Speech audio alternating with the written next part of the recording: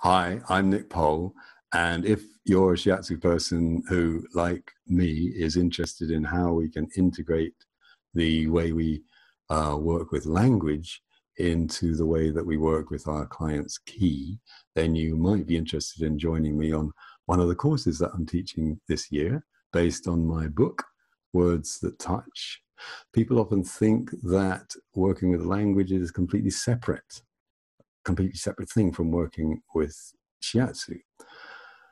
I think that actually they are very, very similar. It's just a bigger challenge to work with those language parts of ourselves as well as at the same time as with ki. But language, of course, is full of ki. Language is full of movement, of rhythm, of resonance. Language is a beautiful living thing. But it has this extraordinary ability to take us away from our embodied present moment sense of self by abstracting, by creating concepts and so on. How do we work in a different way with language? Well, there's two simple points. First of all, bring a relationship to the words and the gestures that your client uses, which is exactly the same kind of relationship that you would bring to working with touch, to their knee, to their breath, to a tsubo. And that brings me to the second point, which is why this approach is called clean language. It's about making a space which is clean, clear of our own agenda as practitioners, creating a space for the client which is as clear as possible and as empty as possible. And why do we want to do that? Because of one of the most basic principles of working with ki that there is, and that is simply that the emptier the space, the more there is that can emerge, that can arise into that space from the client, not from us as practitioners.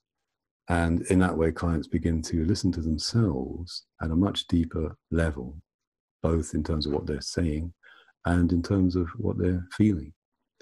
And also, what happens when you do this, when you use these very simple Zen-like questions of clean language? As the practitioner, you find that it becomes a kind of meditative practice in itself. Because each time you ask a question of your client, say your client says, well, I've got a pain here, you find a lot of diagnostic ideas, a lot of possibilities, a lot of maybe stories or suggestions and so on popping into your head from your own experience, from your own agenda of what you want to achieve for your client.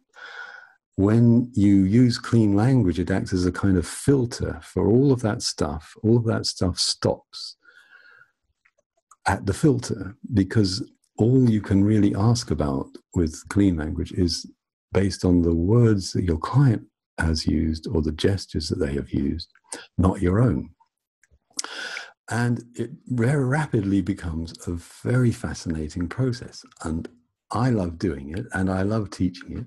And if you're curious about it, then I hope you'll have a look at my website, nickpohl.com, and hopefully join me on one of the courses I'll be teaching this year. Thanks very much.